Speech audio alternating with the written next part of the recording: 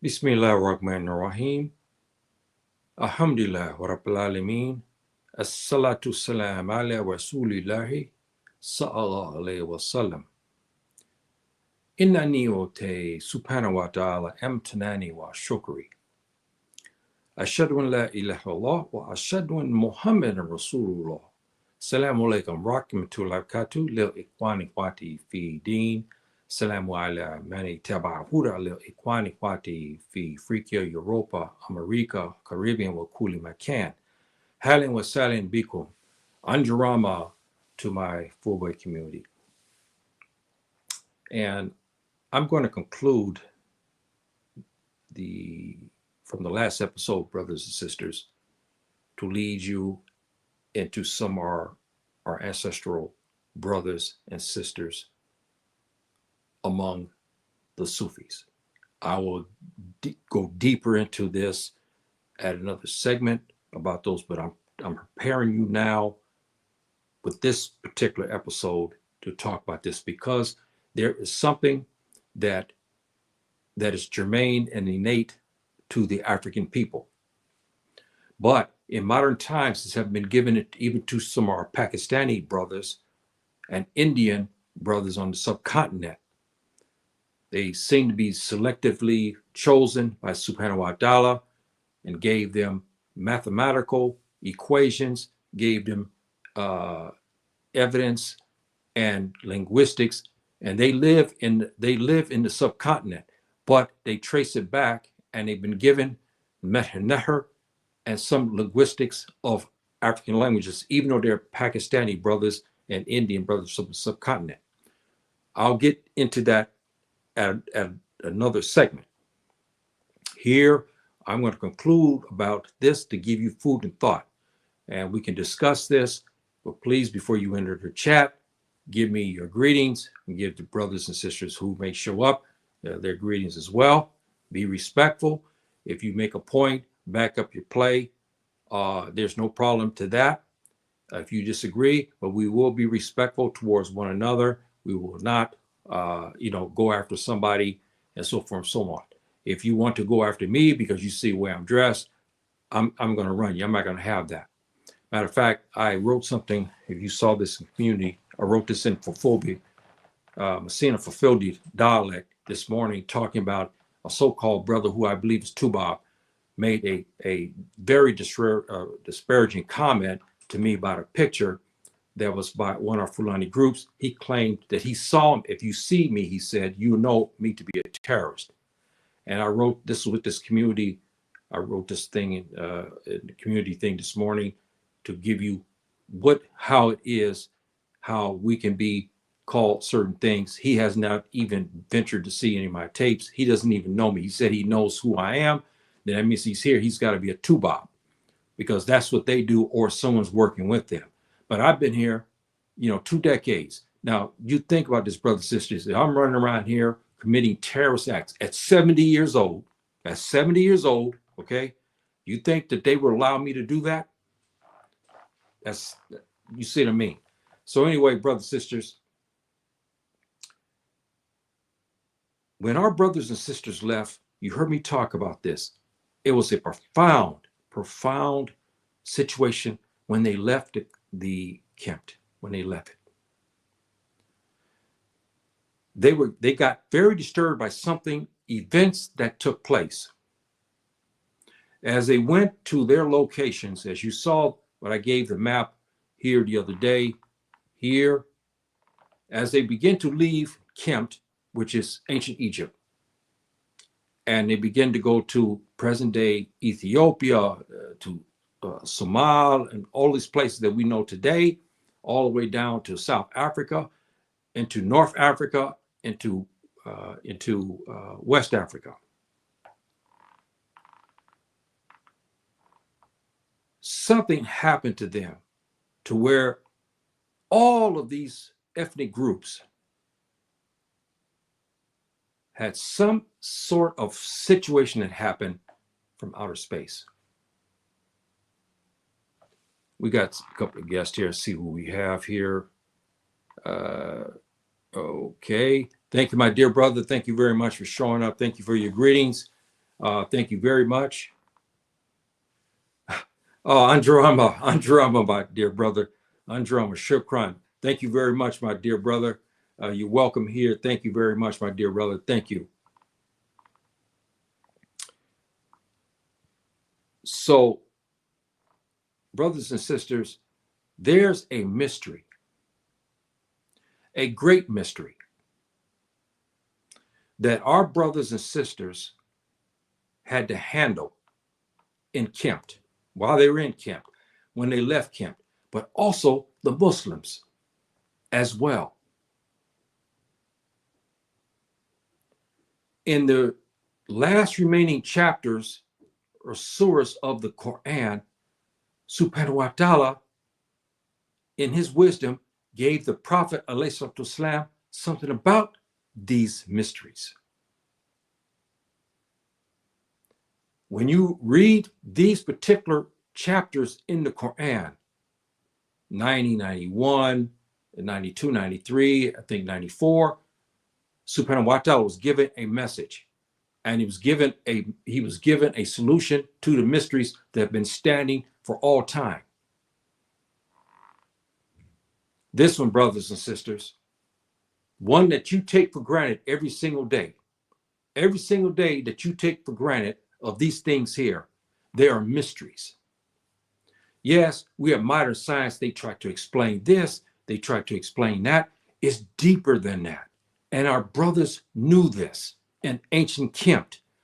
Those who left ancient Kempt and went on to become the Ethiopians, we understand, the Somal, the Eritreans today. We have the Kenyans, we have the Central African Republic, we have the Cameroons, we have all these who speak Lingala. We have brothers and sisters in West Africa who are Tiv, Igbo, Yoruba, Fulani, and Hausa, Kunuri. You go all the way across the line, Akan, Ewe, the Ga people of Ghana, you Mende, Kapeli, all of these to the north, the Tuareg, all have been affected or disaffected by this. The sun, the daylight, the night, the mid-morning. We have terms for this in Arabic. But this here is the greatest of the mysteries. And included in this mystery is what happened to our brothers and sisters. As our ancient ancestors in Kempt tried to explain this to you by their book, coming forth by day and night. Coming forth by what? Day, daylight, and night. And the sun, we know, Ra, right? They try to figure this out. And this mystery, brothers and sisters, that you take for granted, we all take for granted. We go to sleep at night, we wake up in the morning, we see the sunlight, we don't pay too much attention to it. We ask questions how warm it's going to be, if it's going to rain today, if it's going to snow, or so forth and so on. We don't even give any credence, on any of this. We just take it for face value and we leave it at that. Our ancient ancestors and the prophets who were teaching our ancient ancestors in Kempt dealt with this issue. It's a profound issue, brothers and sisters. So profound that Subhanahu wa ta'ala gave the answers, a lot of this, to our Prophet ﷺ in the last remaining chapters. As you heard me, I think last week, I read off one little, because I didn't want to bore you and tie you up reading off from the Quran, Surah Shams, but there's Surah Fajr, which is the daylight, okay? You know, and if you read the hadiths, what was said about this, the Prophet ﷺ cried every time that he read Surah Fajr. He cried.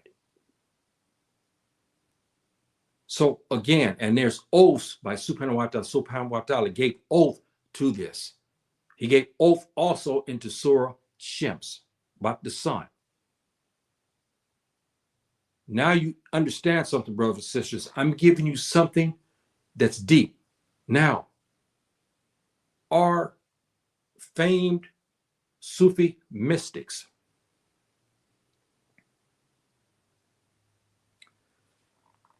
From all generations.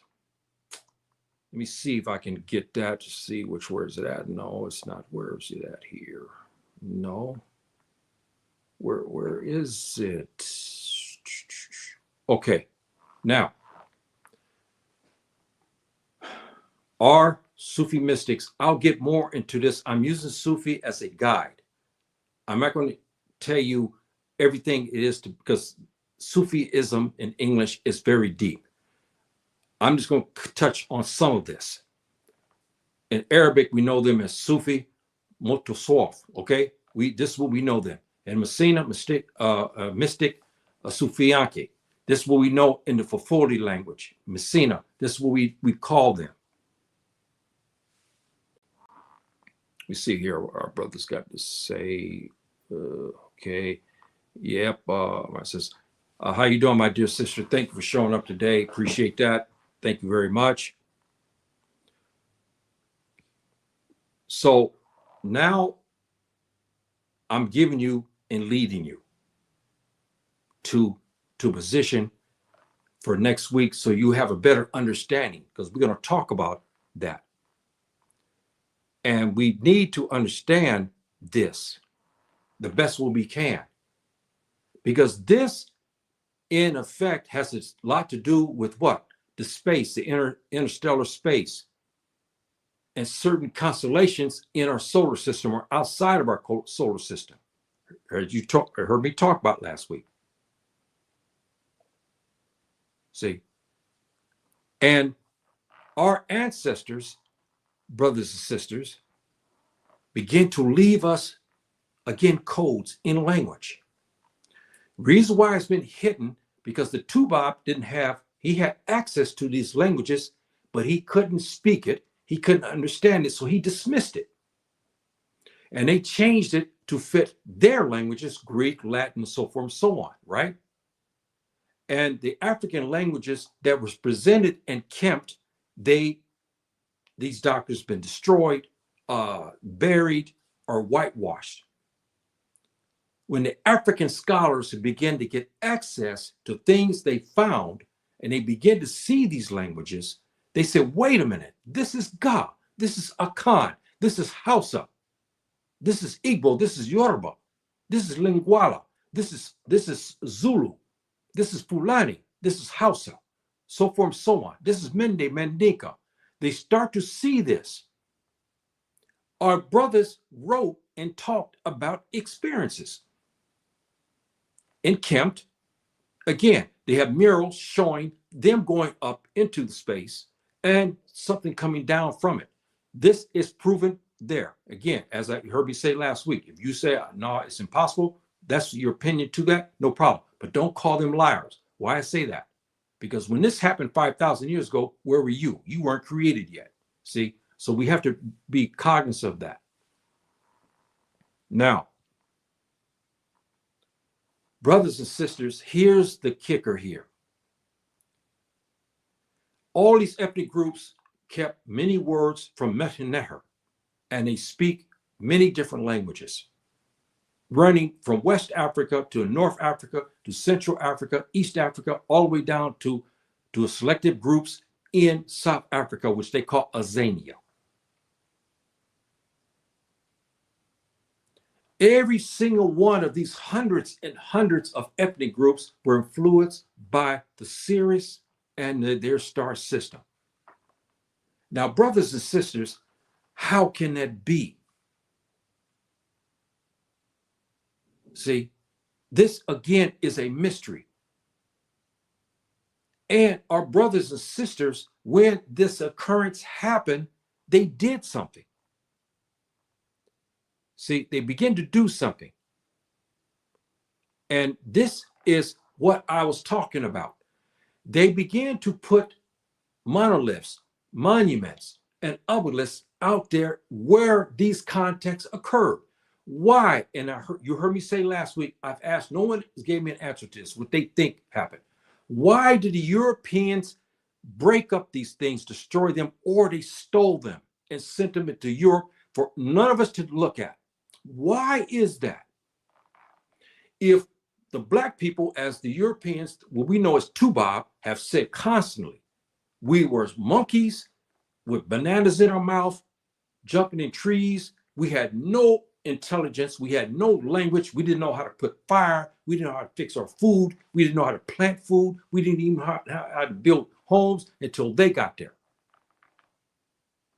Now we see all these things, all this mathematical, scientific, astrological things that our ancestors wrote. The Europeans, the Tubab, came in and stole it, broke it up, and so forth, and then hid it from us so we can't see it.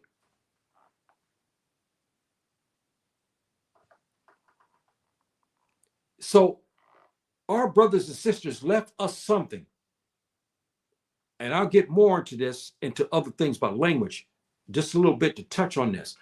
Our brothers and sisters left us these monuments. They're everywhere. Even in Morocco, here where I'm living, they even had one. They had it. There's something that happened to all of these people. And when it happened, the place where it happened, they built a monolith or something describing the situation. Now, those who say it's impossible, it didn't happen, I beg to differ, brothers and sisters, with you on this. Because there's too many of them that had the same similar experience. And why did they put monuments, obelisks, and so forth in all across Africa?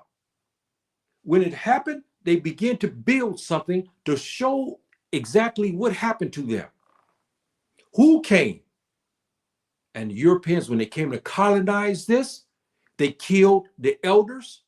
They killed all of the mystics. See, or they exiled them. A lot of them escaped, and they even wrote about what happened to them. And they, or by word, if they couldn't read and write, they, by word of mouth. The Europeans, the Tubab, began to systematically destroy the evidence on this. And then, as I said, I remember in school, I mean, you know, I'm a black man, but I'm a little boy. I don't know too much at that time about black, white. I saw differences, but I didn't care. But when I was made to understand that we were ignorant when we was in school, my sister, she's here now, she could tell you, we were not told about what we were as black folk. When we did, they had us as monkeys, you know, black monkeys, half monkey, half man, hopping in the forest and so forth, you know, like a monkey on four, you know, on our hands and feet and so forth and so on. This is what we got as black folk. Or they had captions. I'll never forget this when I was a little kid. I don't know if Linda, I can't think that, I don't want to, you know, so many years ago, but I still remember her name. There's one caption I'll never forget. We had a book she was talking about when we had the social studies, and it showed black folk. It was so disparaging, with big, wide, thick lips, white teeth, eating watermelon. And the caption said something about Negroes in the water patch. I mean, in the watermelon patch. You see, this is what we had. See, this is the narrative now they want to say about us. Yet and still, they stole all this evidence. They didn't write this, brothers and sisters. We wrote this. We wrote inscriptions. We had complex languages that we got from Meta. That's why we have all of these beautiful scripts you heard me talk about many times before. I don't know if I have some of these scripts listed here. No, I don't have them in my, I think it's in my other thing. I had, you know, to show the scripts of many of the African groups. This is just the touching of this, brothers and sisters. That monument here was a sign. We have one beautiful sister. She's a linguist, and beyond this, she's a historian and scholar as well. She's doing a lot of programs. I don't know. I don't have her name here. My sister had her. I wrote her a couple of times. My sister watched her a couple of days ago, and she's now getting involved in this and start to decipher those monuments, those things they found and stuff they have, because she had access maybe to the elders, and they begin to tell her things. But brothers and sisters, you see this. This is evidence here. Why? Why? You guys think about this. Why did the Tubab Europeans and not the Americans? I don't know if the Americans got them or not. I believe they probably do. They don't. What has happened today, every time something goes on up there, they silence the people on this, right? They did not want people to know about what happened in Africa as well. Today, when you hear about UFO, this, that, so forth, and so on, you never hear anything about Africa. Why is that? As a matter of fact, our dear sister, I can't think, Dr. Mumbe, I think her name is, out of Kenya, she had the same question. She was talking about some things too that some scholars uncovered. Again, about the same issue, about travel into space coming back. We also know that the Muslims, meaning the Prophet ﷺ, had such an experience as well. It's my dear brothers and sisters, it's very profound. I'm giving you a well-rounded education, more than just X's and O's and mathematics and so forth. I'm giving you stuff that happened, and our brothers and sisters had intelligence. So what they did, they wanted something to leave for all time. And they did. They left it. But the enemy from Europe and other places began to steal these things or destroy it outright. And then come back later and say, we had no history, we had no knowledge, we didn't have no written languages or anything like this. But they stole and destroyed the stuff that when we did right. This is what is perplexing.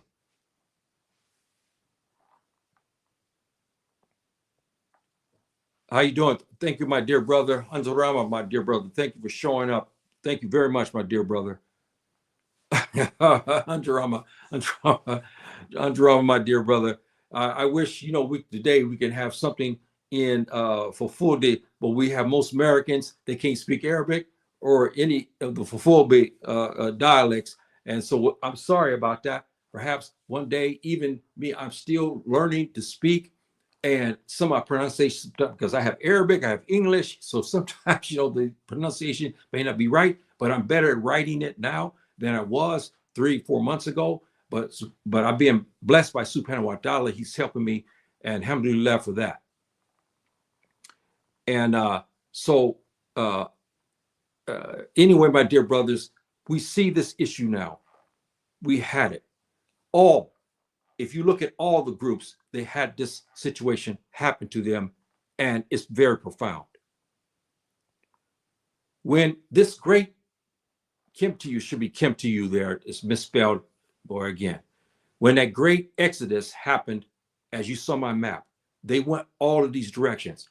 If you look and find and do history, now our ancestral brothers left us all this stuff.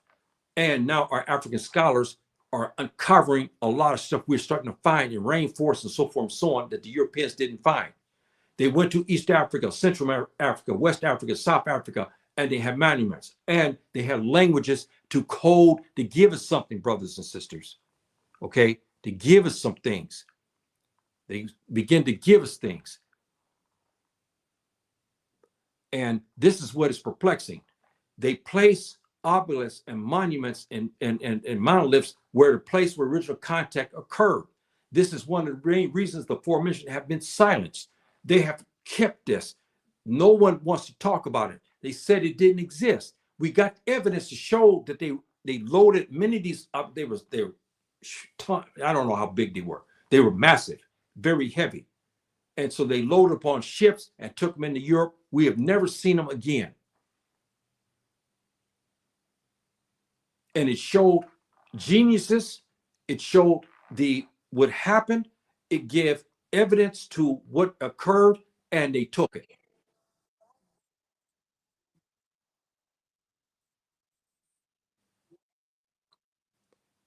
So now we have this, brothers and sisters. Now we have this. So I'm getting this in your mind because we're going to start talking about people of modern times who have special talents. And I'm going to talk about Fulani, one in particular, who was in the 16th century, was deep into a lot of things that Subhanahu wa Ta'ala gave him. I'll talk about that at another time.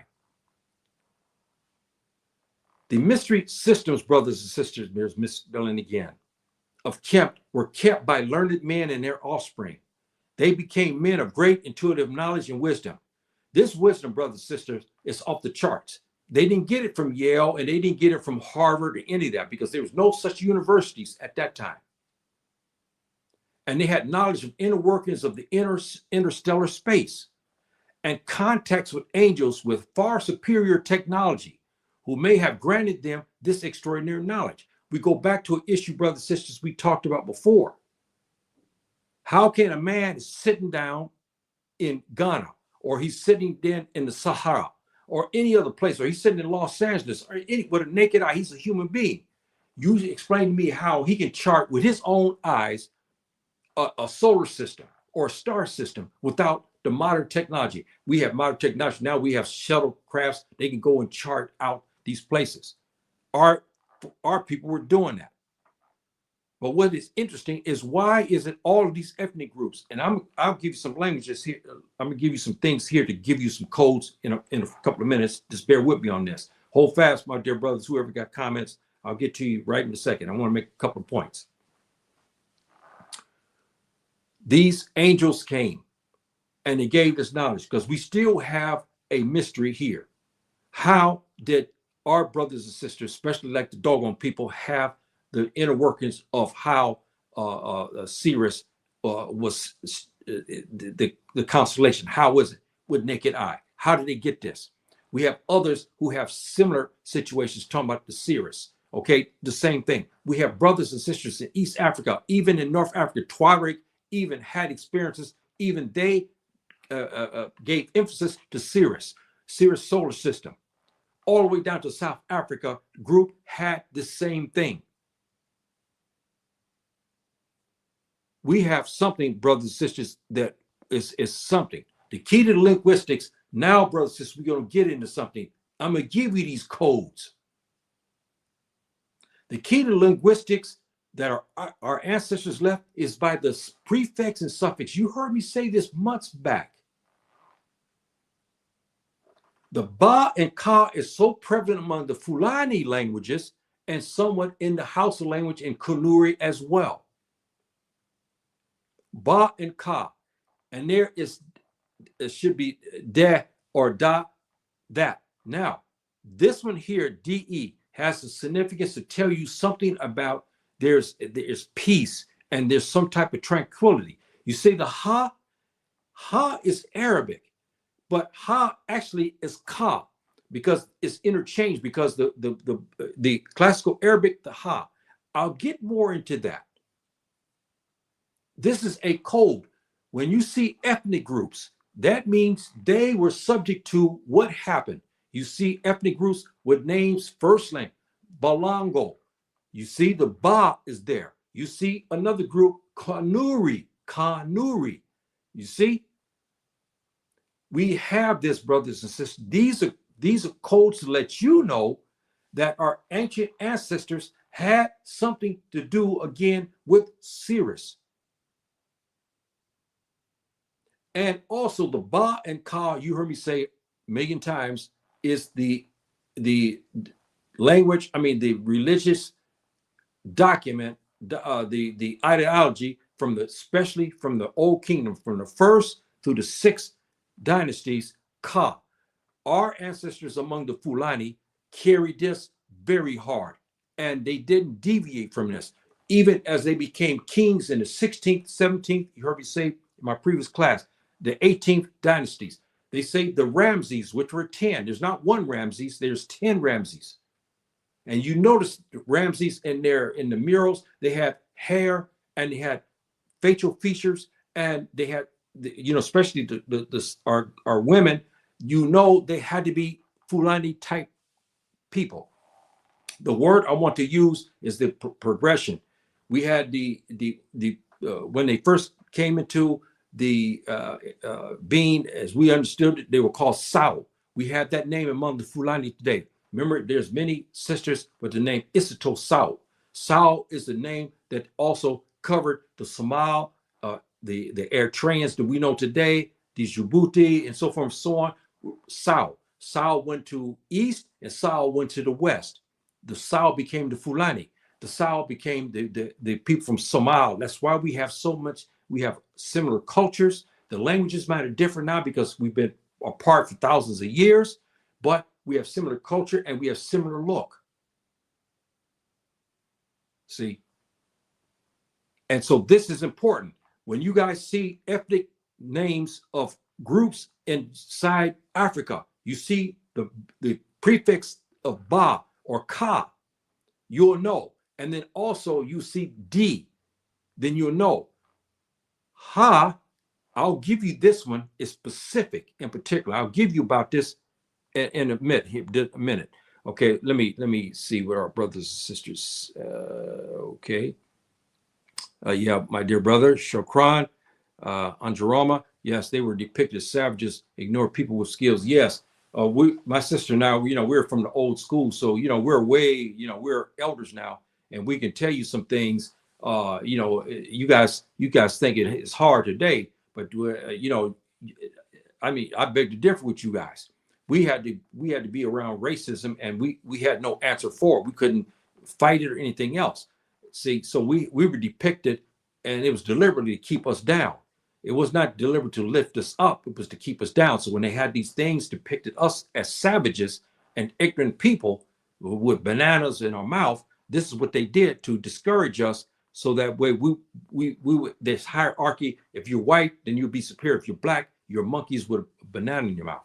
It's a shame. It's a shame. But this is the way it was in our generation. Now it's changed. Oh man, do you know, brothers and sisters, they removed a lot of my documents.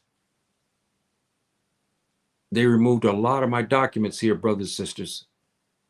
Okay, they removed a lot. They just removed my documents out of here. See, this is, I'm gonna go back, hold it for 1 second. I'm gonna go back here to give you, here we go. I hope there's something here about, oh boy, I just hope that they didn't take it even out of what they've been doing, brothers and sisters. I'll give this to you here. It's been like the same thing before. We have Black Uncle Toms. That's better. That's the best word I can say for it. They're working with the Tubab. They've been coming in chat. The Tubab enemy went into my vault, which I paid for. A vault. It's got all kind of documents in there, Arabic, English, so forth and so on. They go and take the stuff, and then they give it to these Uncle Tom and down the river Negroes. They come on the chat talking about these books. Some of these books are out of print, and they're way back in my time. See, so how did they get it? They couldn't have got it because it's not sold anymore. They're out of print. It's finished. So they start to use that and supplement. If you look at my other picture, you see one even talked about one man. I should have asked him, but I said, when I saw him, I said, look, I'm going to get him and throw him out, which I did. He made a comment about one man who we know was a mystic in South Africa. He didn't mention that. He just because why he was giving notes, okay, what I had, and so forth and so on. So now what they try to do here is they're trying to take the stuff out. No, brothers and sisters, they remove even, and I think in my, oh boy, yes, sir. I had a chart here. I had a chart of some words in that will give you. Let me see if this is. Let me see. I'm hoping this will be it. I hope this is it here. You got to excuse me, brothers and sisters, with this. Okay, now I found it back in one of my vaults. I got it now. Here, brothers and sisters, is your guide to help you. Now, we talked about, my sister was talking to me, writing me a couple of times about Bantu. Now you understand where this word, the brothers in Azania and sisters and other scholars in South Africa, what we call Azania, don't like the word Bantu because Bantu was used by the Europeans, and they said the Europeans created it because of people, and they created to make a distinction, creating a different African race of people, as though these people came from the ocean or they came from some place, but it's not true. Ba Netu is what this is in Meherneher. Now, again, brothers and sisters, we get back into linguistics. Remember, I told you before about the ka, da, okay, ba. These are your codes, brothers and sisters. That means these are the people of. They're the people of Ra, meaning the Tawheed and so forth and so on. You see my name, Shabaka. I gave you what that was last week. Shah was the name given to Nubia. Also, later on, Kul Shah. There's Shah again, isn't it? See this? Shah again for Axum, which we know in Ethiopia today. But here's one, brothers and sisters, why I'm going to tell you about this. We have something connected to the Meherneher and so forth and so on. Why did our prophet, alayhi salatu salam, he did not call the place Kusha, talking about how what we know today's Ethiopia, he called it Habesha. Huh? Look at there. There's H. There's what? B, or you can substitute that even with A and Shah. Shah was, again, my ancestor Shabaka had to have to do with Nubia. Ba is the people of that region, and the religion was Ka. Now you understand? Now, these are the codes. I'm giving you this to help you. When you start seeing ethnic groups of Africa, you see with BA or KA, either at the front or the back, you'll know at the end, the prefix. Now you understand. All of these had some contacts, something to do with Cirrus. It's just unbelievable. Balongo, they had something to do. Here's the name Ba is in front. You see, so now you have this, brothers and sisters. This is just a short code to give you. So when you start to see ethnic groups in South Central Africa, you start seeing them with the first name Ba or the last prefix Ba or Ka. Now you understand. You'll know when you do research, as our African scholars are starting to uncover, especially from the central to south, they start to talk about what they have uncovered. All of this, brothers and sisters, is a very fascinating tale for you to get to understand, and so forth and so on. Again, we have our mystical people who had contacts with angels with far superior technology, who may have granted them this extraordinary knowledge. This happened when the Muslims finally came into play in 711. Before that, but Africa, 711. We had the Fulani. You heard my class talk about this. The Fulani, the Sinike, the Wolof, there's Siri. There's a whole bunch who came to Islam and went into Andalus, into Spain, and fought. And they did this for 300 years. Even 1000s, they went back again to do the same thing in Andalus to preserve it. Men in the scholars who were given certain amount of knowledge begin to develop these inner workings about the deeper relationship between man and Subhanahu wa Ta'ala. See? And these people became Sufi mystics and so forth and so on. A lot of scholars of modern day don't like them, saying some said that they're disbelievers. I'll get more into this in another day, talking about this to give you, so you who are not Muslims, those who are Muslims, so you guys get a better understanding about what is the Sufi tasawwuf and so forth. I'll give you a little bit about that, but I want to concentrate on individuals and what they wrote. Some of the things that they wrote, brothers and sisters, our scholars today cannot.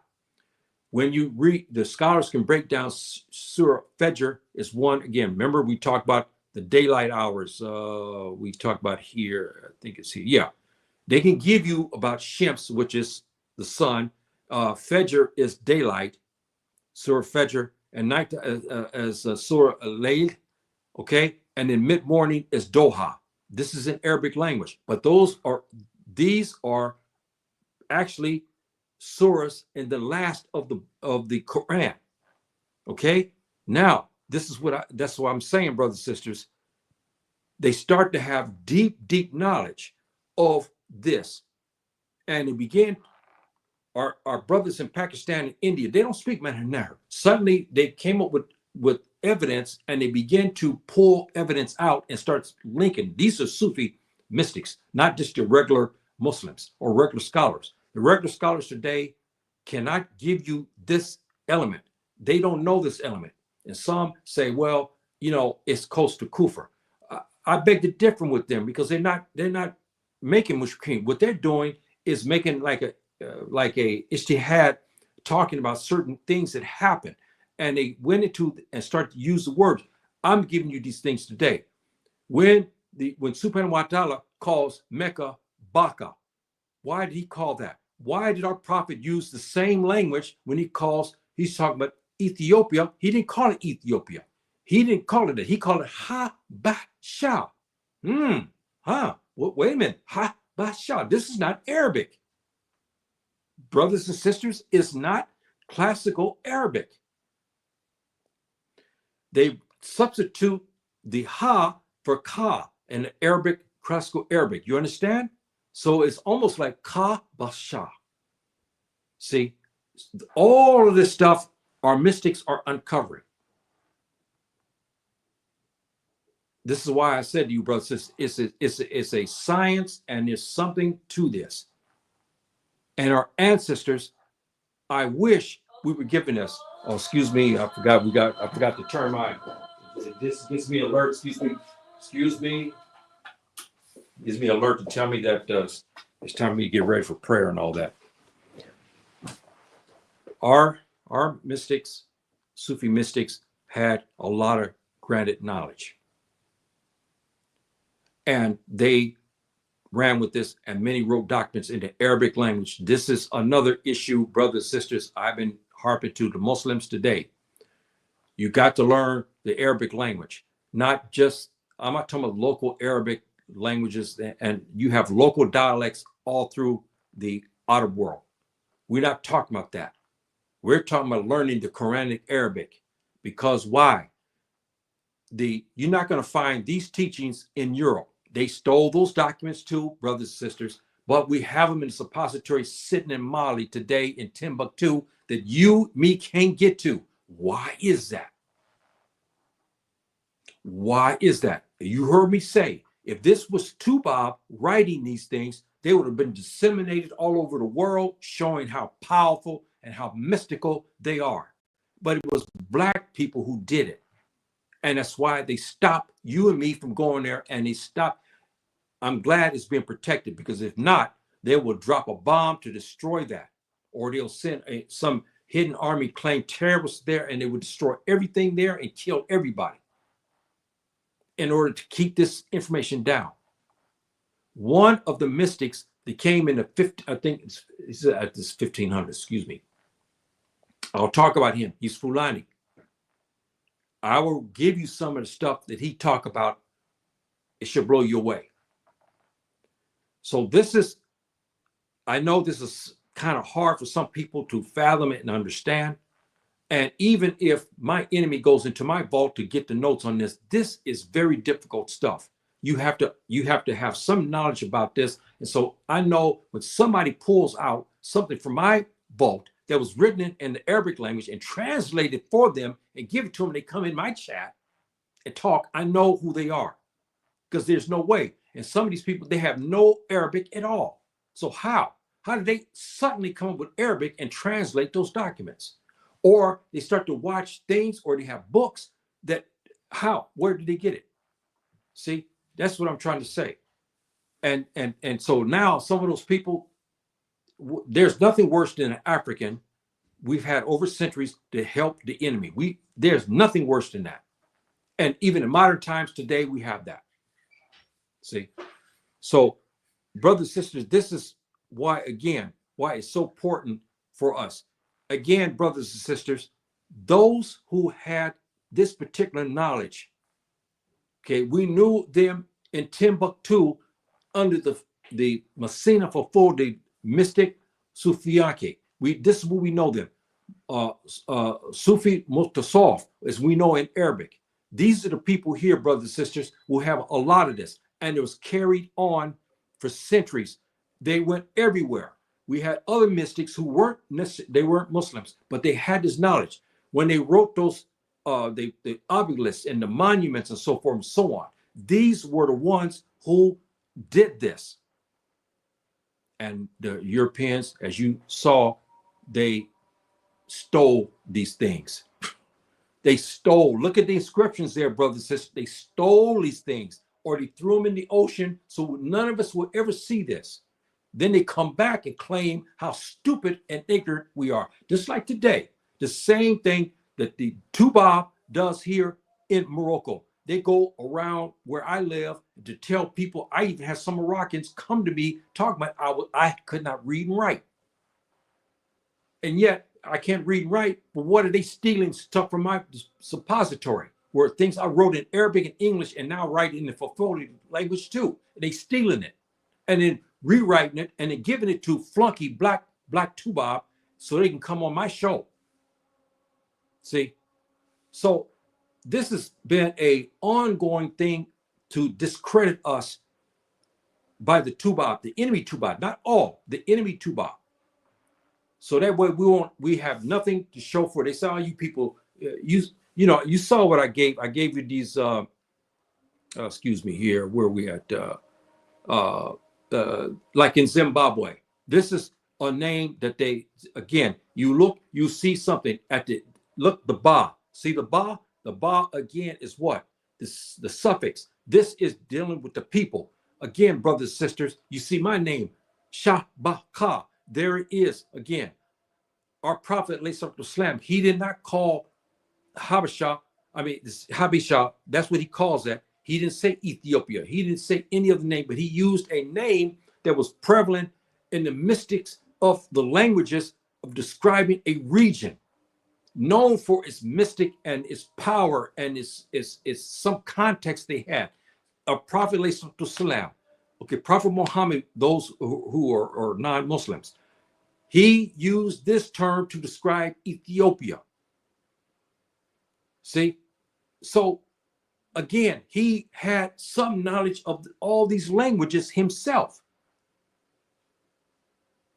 See? And, maybe you can't, it'll sink in, you go back over this or spread this around and go and start thinking about this. Pray to Subhanahu wa ta'ala. We as Muslims, we know we pray. You always ask Subhanahu wa ta'ala to grant you knowledge. As you heard me say before, he will grant all of us a certain amount of knowledge. Some going to have more than the others. We're going to have those who are better in cooking, who are more expert in that. We have others who are very good in mathematics, okay, in physics and so forth and so on. They're gifted in that, but they're weak in history. We have those who are gifted in history and languages. You see, that's how Subhanahu wa ta'ala works. You ask Subhanahu wa ta'ala, where's your place? Ask him to grant you knowledge, okay? And so forth and so on. We believe this as Muslims.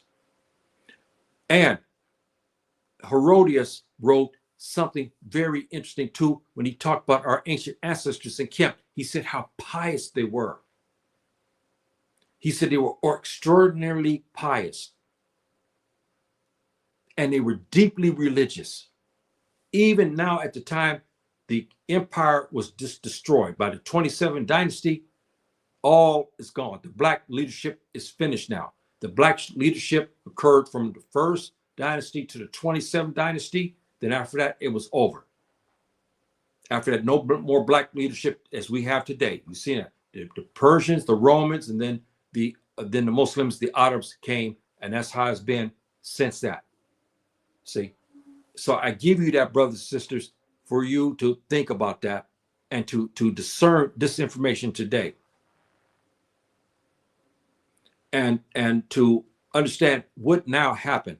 I gave you this part. I gave you when they they left. They left, brothers and sisters. Kemt, they left it. But everywhere you see an arrow, we have monuments drawn. All have the same thing. All said contacts had happened with them. They drew monuments, obelisks, and so forth, and inscripted it. They took names of ethnic groups with ba, ka in it, and da, okay? Those to describe their experiences and who they were. So now you understand that. For those who learn about Africa, and this is deeper knowledge, you see all ethnic groups look at their names. When you start seeing ba, you start seeing the ka in there, and de, da, da in there, then you'll have a better understanding who they were and how ancient they are. They came out of Kemt and came down south to the central, whatever situation may be. And now you understand where these names come from. Our people did something to give us a code. When they used the name Balongo, Longo, they have these names like this, or Bamua, or there's, okay, again, Ba, there it is, Ba or Ka. Now you understand how this came about. See, now you have a better understanding, especially if you look at my other one. I talk about Kemp all the time, talking about the Ba, Ka, and religion. Because when they left, and that's why I explained to you, they came and then they had differences. And Subhanahu wa ta'ala, in my estimation, Allah Elam, he spanked us for it. Because he gave in the first dynasties, the first old kingdom, the first 6 dynasties, he perfected the Tawheed as they understood it at that time. By the 7th going across, they began to mess with it again. Just like today, the same thing with the Muslims. Subhanahu wa ta'ala gave us a religion that was perfect. He told us that he perfected religion in Surah 5, verse 3. He said he perfected it. But you see what has happened today. We have people who do not rule by what Subhanahu wa ta'ala has orders to rule, and by our prophet, alayhi salatu wasalam, he's orders to rule by Sharia law. They don't do that. And they allow a lot of things to happen in their countries. Okay, all these type of things like this. When we left Kempt, we began to develop other things. When these contacts happen, we begin to stop Tawheed and we begin to worship what was sent from the heavens. And that's where we made a fatal mistake. After that, we took on another religion. We call this today Juju, Orissa, Ifa, Obia, Voodoo, and other host names of quote unquote traditional African religions.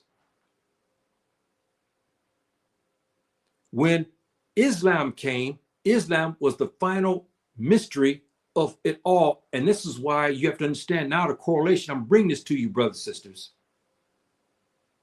The Fulani people were masters, and they held the Ka of the ancient, okay, which was Tawheed, which is what? Ka is the religion of purification of the soul, preparing the human being to go into the hereafter. The Fulani people in particular kept that very hard. Names like Ka, Kara, Sao, all this stuff like this, you can look back into ancient Egypt, you'll find it. When Islam came and when the Afro-Arabs came into the region, the Fulani people, they just gravitated to it. It's like they were brought back to what their ancestors believed before. They dropped the old religion that they had, okay? And he took Islam because it was similar to the religion that they understood ancestors. It was something in our blood they took that our ancestors was practicing. Now it's been perfected. The Tawheed has perfected, and we took it. And we spread it all through West Africa. Subhanahu wa ta'ala, in his wisdom, Allah Alam, we have to look at this, brothers and sisters. I'm not trying to hurt anybody, try to tell, but we have to look at it for face value. When you look at the history from 711 to the 1800s, most of the scholars were who? Fulani. The greatest of jihads, the Fulani, spreading Islam, Fulani.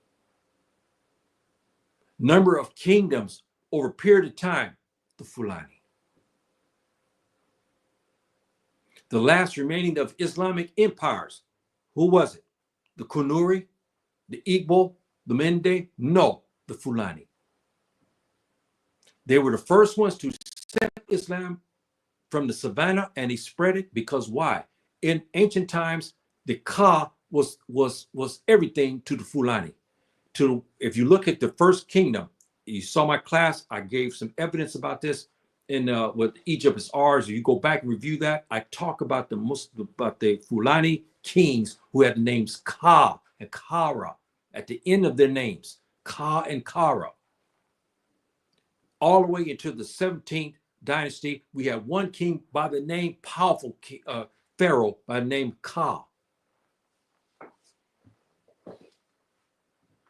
See, so when we were given this Tawheed again, we ran with it.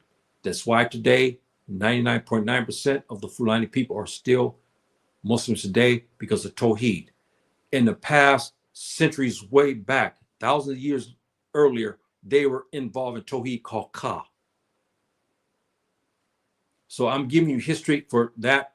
I wish I could say this in the Fulfildi language, but most of us here don't speak that. So you heard me speak. My brother, who was talking to us here earlier, he talked here in the Fulfildi language.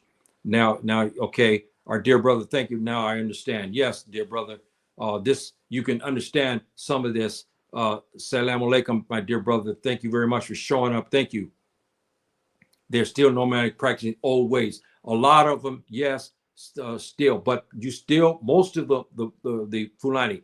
Now, we're not talking about dereliction of duty. They're still Muslims, but they may not be practicing Muslims very well. They may smoke and drink, not all, but you got to understand something. It's just like in all ages, okay? The first 6 dynasties of Egypt was, Tawheed, Ka, strong. And then the 7th on, it began to weaken. It came back. Subhanahu wa ta'ala told a prophet who made a statement in Islam, he said that every 100 years, I will bring back an informer, not an informer, but a reformer who would bring us back. Same would happen in ancient Egypt, the Kempt. They had centuries or so, and suddenly a reformer will come to bring the people back to Ka. In the 17th century, it was bad. Suddenly a reformer came in the 18th, which is famous, Akhenaten, and then he had the hymn of Aten, okay? You see, brought back to Tawheed. It goes back into there when the Ramses begin to take it. Some of the Ramses took Ka, other Ramses didn't take the Ka. The 25th century came, my ancestor, Shabaka, said it in the Shabaka stone that he was going to bring back his ancestors, which proves again that our ancestors were running, black people were running Egypt from way before the first dynasty till the 25th. At least they were still running as they were black. No doubt now we have that, because I gave you the analogy. What black man were talking about my ancestors are Tubab? That's not possible. He said, I'm going to bring back my ancestors' religion. And so he reestablished it. Then after his son took it, okay, and then it began to go back again. By that time now, it was so weak by 6, by 27, it was over. The Persians took it and it was over. So now you guys have a better understanding. Speaking about the traditional religion, I have a question. What do you think about the traditional religions? They are Fulani, but okay, yes. Again, my dear brother, I don't follow that. And we as Muslims, even the Ka is a proto, or it was not refined. It was Tawheed, okay? But it's a different Tawheed because our brothers drew Subhanahu wa ta'ala in images. This is where the confusion was. When they saw an image drawn, they said, oh, you worshiping a fish or this and that. Now in Islam, we don't draw images of Subhanahu wa ta'ala. We know that. Subhanahu wa ta'ala says, I have 99 names. Our ancestors did also, they called Subhanahu wa ta'ala by different names, but they just drew depictions of him in murals. We had the Fulani, these type that developed out of, again, dereliction from what they knew. Ka, they stopped that.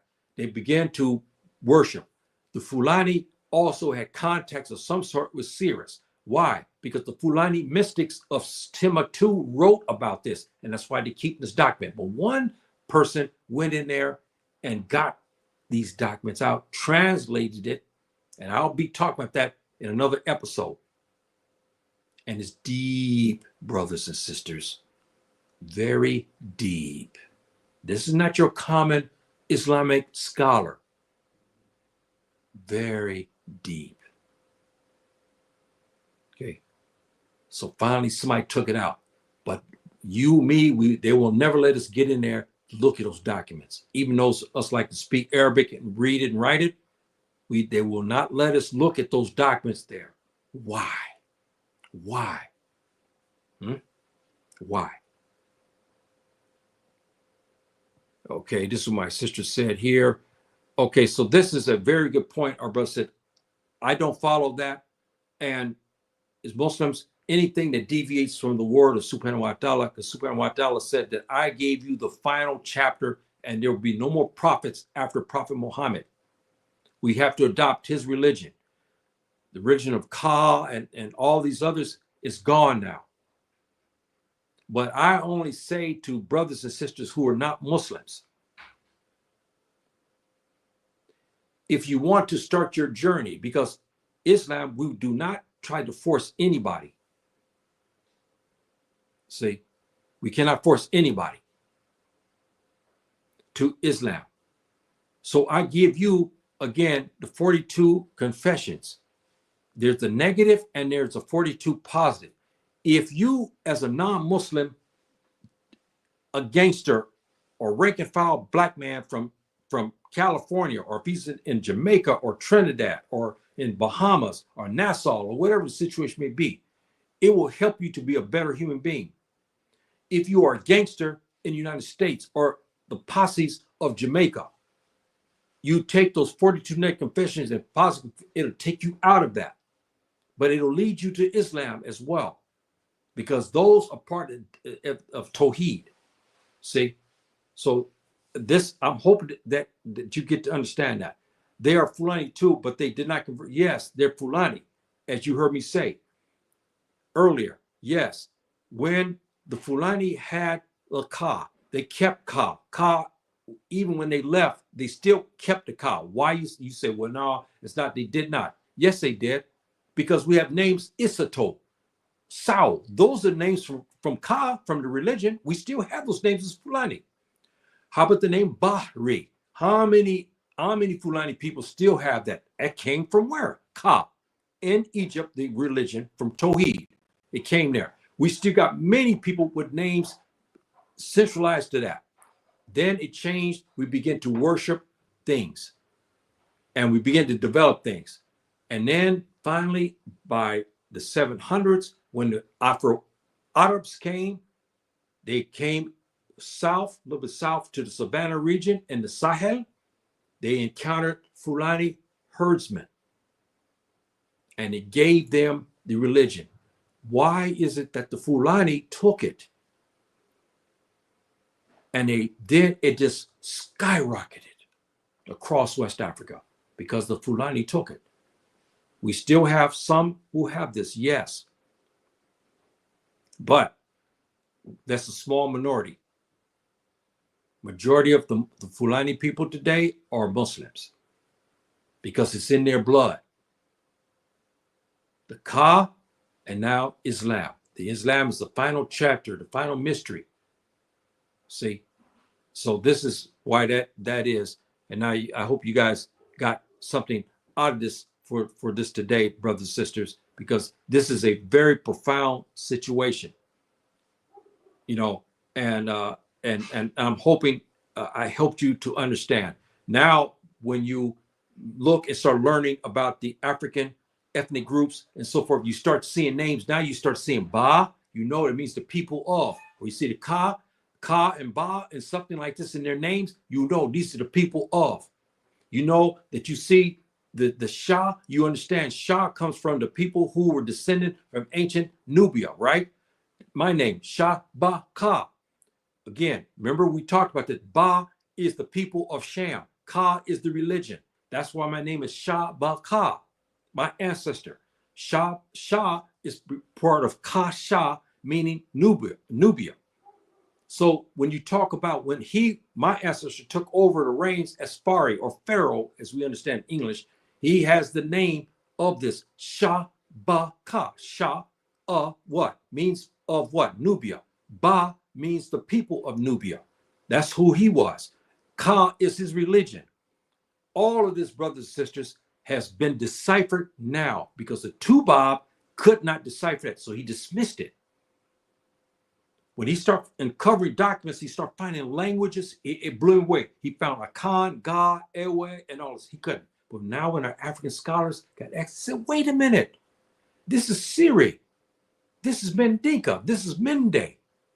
And we start to find scripts. See?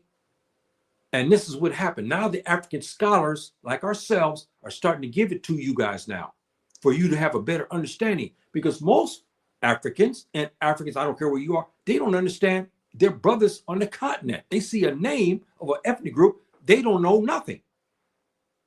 Balango, now you understand what the Ba is, huh? I hope that you guys get this. Now you have an understanding who Ba is. And when you see Ka, you remember those people were ones who worshipped the old in the Old Kingdom, which is the first 6 dynasties, the old religion of Tawhid called Ka. Ka is a purification of the soul. It leaves after death into the heavens and becomes Ba.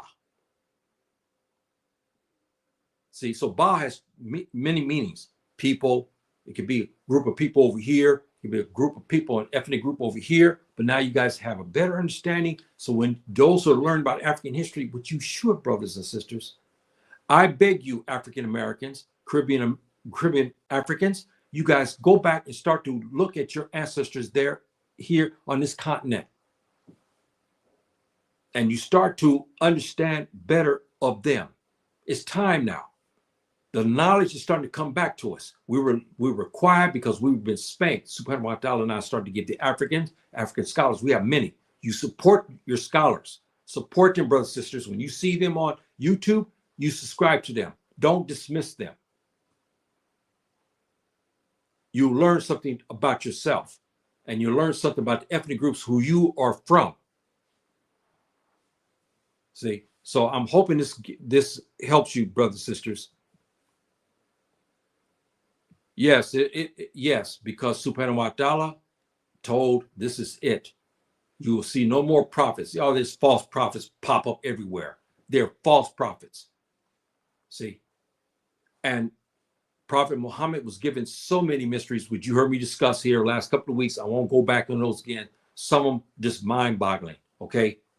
Like the water and so forth. And modern science have now said, yes, it's true, okay? You know what I mean? I mean, it's just astonishing, okay? Astonishing.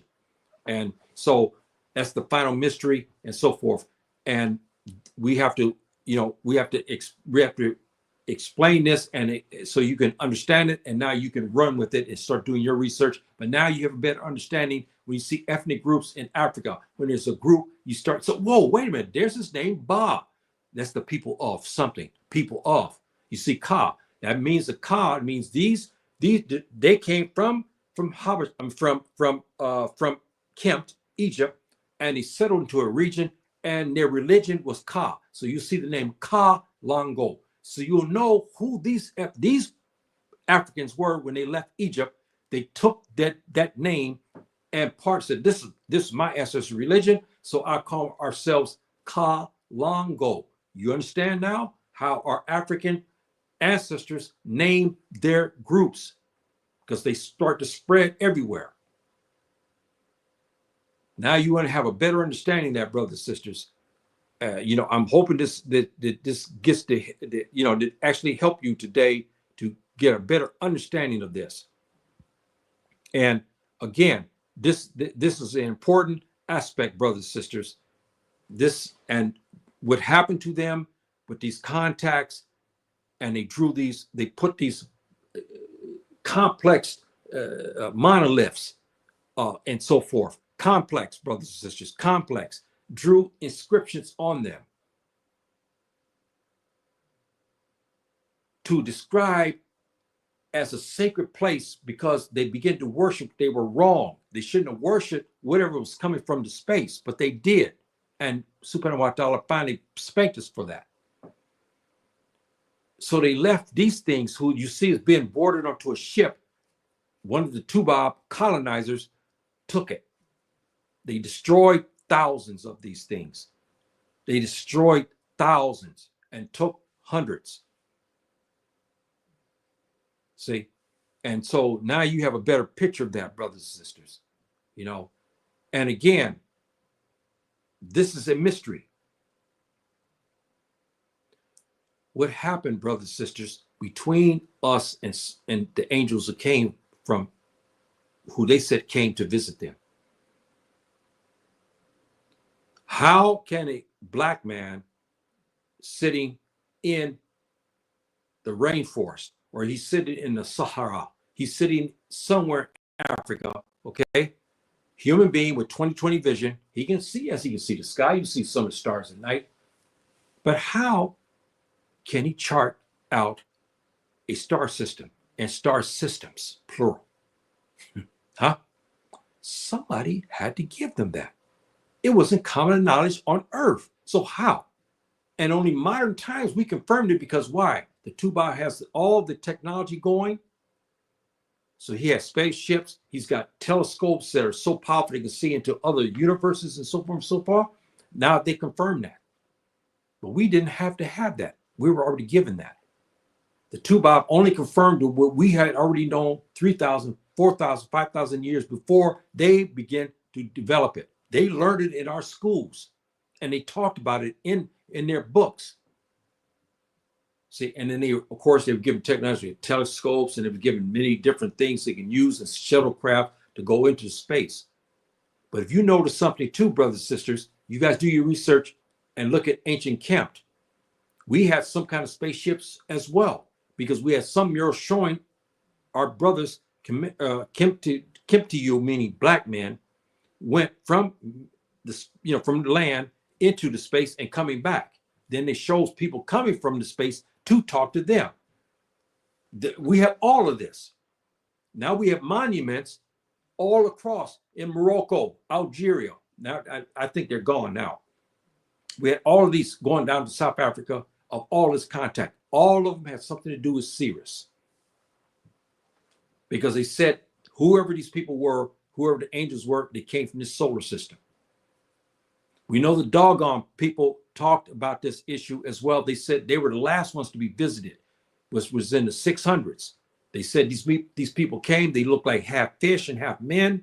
They gave them all this information about the solar system. They even gave us some planets that are circling around near Earth that we still haven't seen. Now we start to find some here and there. After all this time, over 200 years now, we have telescopes and so forth and so on. We didn't see these other planets near us. Suddenly they start, Subhanahu wa ta'ala, he even told us, there's a verse in the Quran where he said, if he wills it, he will let us to know the others. So even Subhanahu wa ta'ala, our scholars have translated these, not translated, but gave us a tafsir of these verses. And they are saying that Subhanahu wa ta'ala was talking about those up in the space. If he wills it, he will let us to meet. See, something happened before that.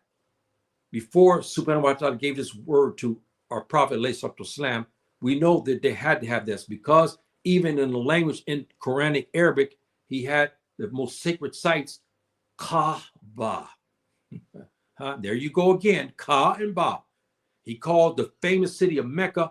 He didn't call it Mecca, but yes, in later part of, he gave the word also Mecca, but he called the sacred place of meetings of the minds. He called it Baka. My name is what? Shabaka. My name is Shabaka. He called it Ka. He called it Baka. Baka. Baka. Would we know Mecca today? Interesting. Our prophet, alayhi salam, called the region we know today as Ethiopia. He called it Ha-Ba-Sha, because the Ha you substitute with the Ka, because they didn't use that. They call Ha. So it could be Ka-Ba-Sha, meaning Ethiopia. And they knew this sacred, this not sacred word, but this mystic word of the people in that region. The prophet Islam coined this term Ha-Ba-Sha. And he gave it to them. This is the word used for ancient Nubia. Brothers and sisters, I'm hoping this piqued your interest today. And I hope that you pray to Subhanahu wa ta'ala and ask him for guidance and grant you a certain amount of knowledge. So then you can start to see things that you don't see before. Now I'm giving you some insights into your African ancestors on the continent and what happened to them. I give you some of the prefixes of the names, so now you'll know who they are when you see these names. And you got to remember something. Not all of the African groups, because some broke off, they were not all visited. They were not all granted information about Sirius. But those who granted the information about Sirius, you find the words Ba and Ka in their names. And also Ta, but I'll get into that. I already talked about a little bit of that. Ta also is used. But now you have this information, brothers and sisters. You please run with that. Okay? Please run with that. And let me give you this before I close. I talked about this the other day. A mystery. This couple, I have to talk about. You have to see this movie. It's called The UFO Incident. This incident occurred in 1959 or early 60 or 62. I can't recall. This man here is dead now, but I believe he was Fulani, because to me he looked like a Fulani man. He was married to a Tubab American woman. They were coming back from a vacation when they said that they were visited and they were blocked off from the road, and they said these angels, better word for them, came and took them into a ship. At this point, they were being examined, and Barney, when they came to give this story, you can imagine, as you heard me say, in the 1960s, a black man married to a white woman, that's a death sentence, especially in the South, because that was illegal at that time. But people in the North, you know, they may not be Southerners, but they were still racist. So of course they said that they had an hallucination because they didn't want to be married, or because they were married, and they start to have a weird thinking and so forth. They went after them hard. But this Jewish scientist didn't buy it. He came to examine them. He met with them and he put them under a trance, and he began to explain their situation that happened.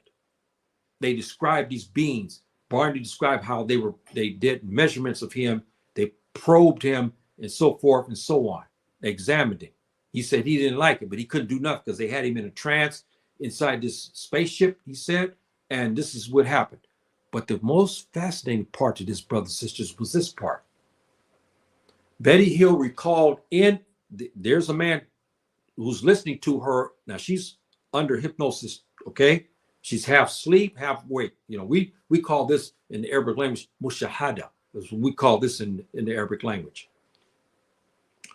And she was in between that. She was talking, and the man was writing what she was said.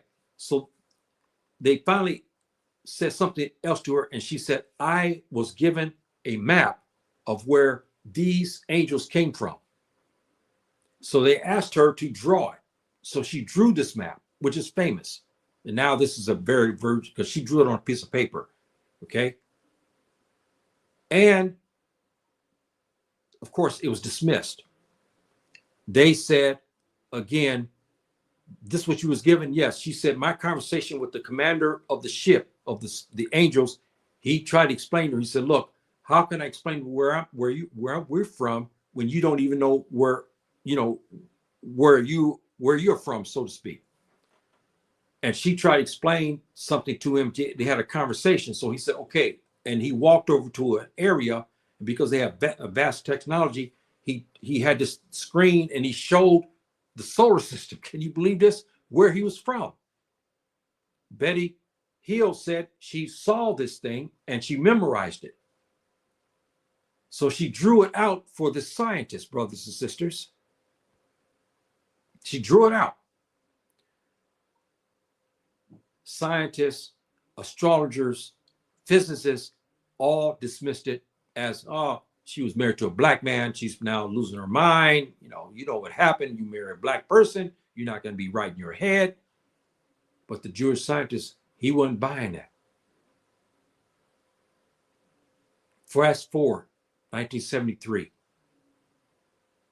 A powerful telescope was developed. They looked into the area. They forgot all about Betty Hill. They dismissed her map and everything. They found this solar system that she wrote a map. And they called it Zeta Reticula 1 and 2 is where these people said they came from.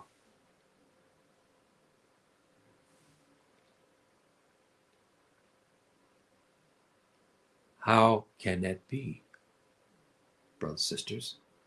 I said this my last episode as well. I'm waiting for somebody to give me input what they think.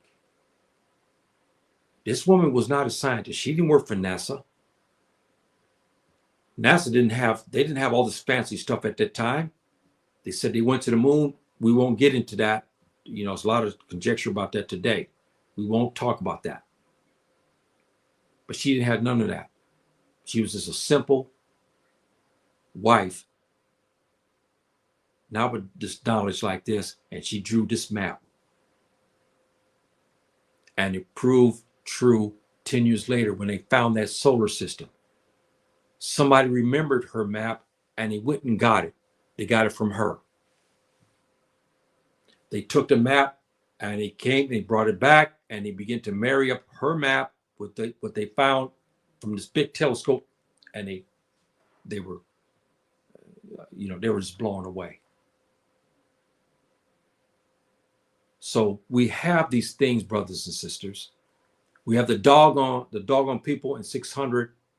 A similar situation happened with them. They said they came, when they came out from the space, he said it was like fire was coming down with it, because it's like it was burning through the atmosphere. Because remember, gravity. Gravity holds us on this earth. You know that. You heard me talk about this.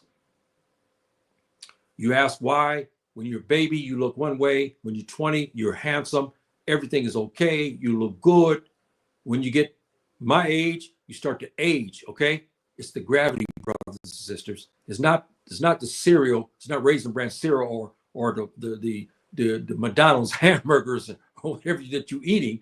Okay, that make it trip a little bit. It's the gravity that ages us. And if you notice, when you leave the earth and you go into space, your age process stops. Some of you don't know this, but I'm giving you that. And on top of that, when you go to certain parts of the system, solar system, time actually speeds up. And they had a movie about this type of situation some years back. It was a famous movie and so forth and so on, talking about that. And we have scientists talk about this issue as well. You get into certain situations where you actually, the earth, by the time you come back, the earth is already aged 10, 12, 15, 20 years when you went up. You still looking the same way at 22 years old. Your children who were born are now, 40. They look older than you. You're still at the age 20 when you came back. All of this stuff is mystery systems, brothers and sisters. And when the doggone was given this, they were told that Sirius had three spaceships, three stars. They dismissed it, of course, as usual. You don't know, but they found the Sirius system, and they knew the doggone was telling the truth. They began to send their famous people down to investigate them more. They told him there's a sea. 1995, they finally found some remnants that just a small, like something was there, but it's moving.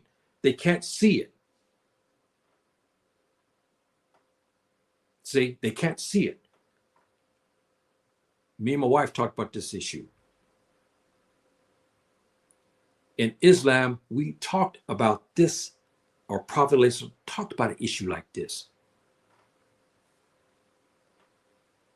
And he coined a term, barza, in Arabic. This is a place where our souls will go before the heavens. The doggone said it was in Sirius C, which we call Yahtor. They said our souls rest there. That's why Subhanahu wa Ta'ala is not letting us see it. We had other ethnic groups who had contacts, said warriors came from Sirius and landed in their area, and they called them names. And one of our sisters, a brilliant young African scholar sister, she talked about this issue too, because she speaks the languages from the South. She has knowledge of the languages from the South. She's been deciphering this information. She found one ethnic group they were called protectors of Sirius who came. Brothers and sisters, let me tell you something. All of this here is fascinating. And now you understand why the Tubab Europeans came to Africa to colonize us and to take all our documents from Kemp. In 300, they began to destroy everything, killed all of our scholars. But our scholars are smart. They start to hide them in underground caverns. And then, those things came up. That's how we came up with all this evidence about all of this stuff that happened in Kemp. The Tubab American powers have been in this business of destroying us since they destroyed our civilization in the 27 dynasty. They destroyed it. After that, they begin to take over. And every time they find something that shows our intelligence and our contacts with somebody up in space, they do this. They come and steal it and take it into Europe, or they destroy it. See? So brothers and sisters, and this is now a new occurrence, brothers and sisters. You heard me talk the other day. Now these obelisks are popping up all over the world now. One report, they tried to silence the people in this one town. They found, I can't remember where it was in Europe. I can't remember where they said one man was going down in a small city. He was leaving, I think he was either leaving or coming back into the city. He found the obelisk. He called, people start to run to look at it. As people began to shout and go about to try to take pictures of it, it disappeared just as fast as it was put up. This is accounting from Tubab, not from black folk who saw this thing in their place. They said it came up just as quick and this left just as quick. Now, what happened? In Las Vegas, they found in the desert way out. They found one out there. Now they're starting to pop up everywhere in the world, brothers and sisters. Okay? So we have a lot to talk about. We have a lot to ponder, and I'm hoping that I got your interest today, brothers and sisters, from your elder. This is a unorthodox talk because this goes deep into what I was telling you before about the Sufism, and I'll get more into that. And we have in the where's it at here now, brothers sisters? I hope they didn't take it from us now. Where is it? Where? Okay, here we go. We know this at the time of Timbuktu, when we had all of these famous Fulani scholars of astrology. We know the Messina Fulfulde dialect. We knew them to be mystic, Sufiyanke. We knew this as in the Fulfulde dialect in Arabic, Sufi or Tasawwuf in Arabic. And Fulfulde is this. So now you have this, brothers and sisters, and I'm hoping that you enjoy this lesson today and that you spread this tape. And those who want, please subscribe. I greatly appreciate that. It doesn't cost you anything. I'm not going to ask you anything. It's only a stroke of your little finger and you subscribe. You may not like or agree with everything, but we must support our African scholars everywhere they may be, because this is not common knowledge that's given out to everybody. This is knowledge that has been kept from us because they want you ignorant, you African Americans and you Caribbean Africans and you South American Africans and those in Europe and Canada. They want you ignorant because when the mention of an ethnic group in Africa somewhere, you look at the name, you don't know what it, you say, okay, yeah, that's the name of the people. Now you understand why they call themselves Balang. Now you understand that. Now you see, you get to understand it now. Bamaun. Bamaun. They're the people of who? When you start seeing again, and I will close, the names Ba and Ka, either prefixes, suffix, those people came from ancient Egypt. Their religion was Ka at one time. They still took this and they named their ethnic groups with the names Ka, Ba, Da, okay? And Arabic is Ha, H-A. And also Ta could be used as well, Tuareg of North.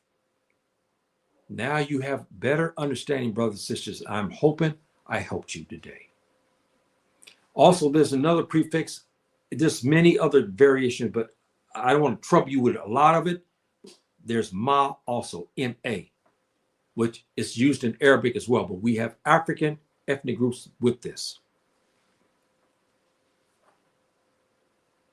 This is deep Sufism, if you want to call it that. And I'll get more into that today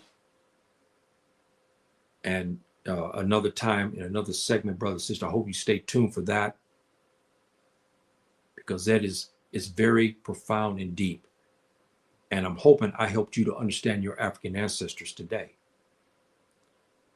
When you start seeing these names,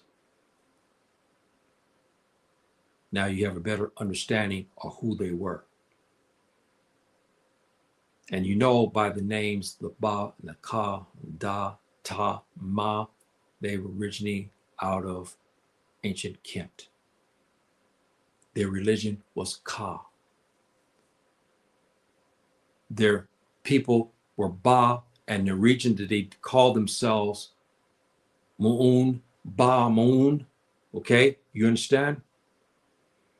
I did 3 weeks ago, I did a correlation between Quranic Arabic and the names from Metaneher, Amin, Amun.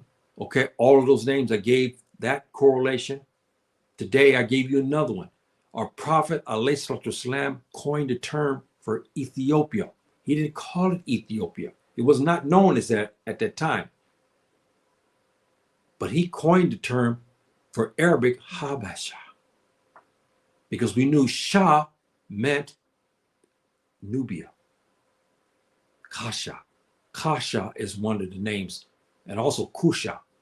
That was later. Kusha is Axum. Remember when Ethiopia, the kingdom Axum, it was also Kusha. But the region all they call Kasha.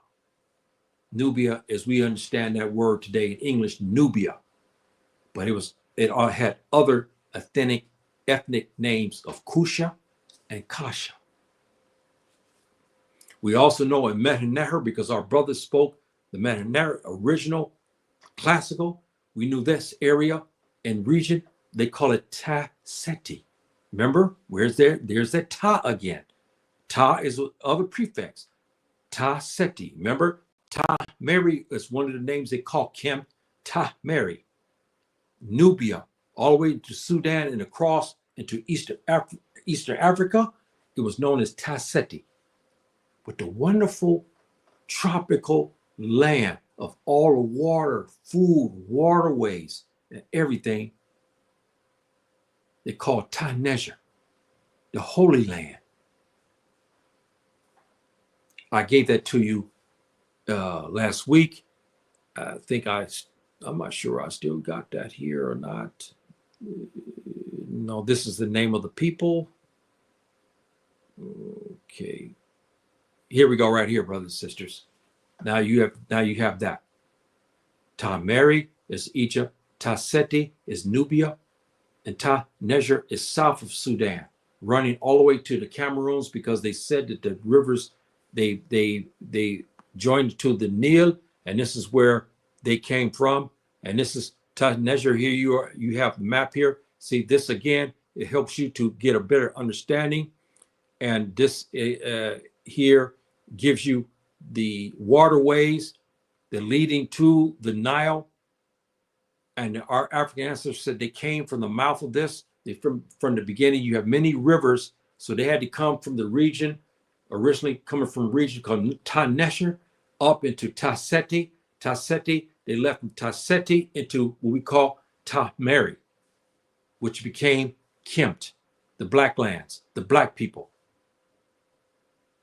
So I'm hoping, brothers and sisters, today you get that. And you see the ancient descriptions now. Some are scholars who are not Africans, but who are trying to get to the bottom of it, or trying to tell the truth, are now starting to take royal mummies. This is how one of our queens looked in that day. I said this again. I said this 1,000 times. My Fulani brothers and sisters, she looks Fulani.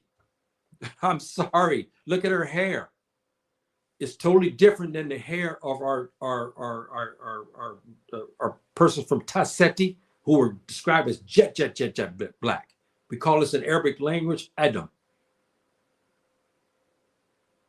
And also Ta-Nahashi is also a word that our brothers from Ta-Mary call the people from Nubia, because they were very, very black.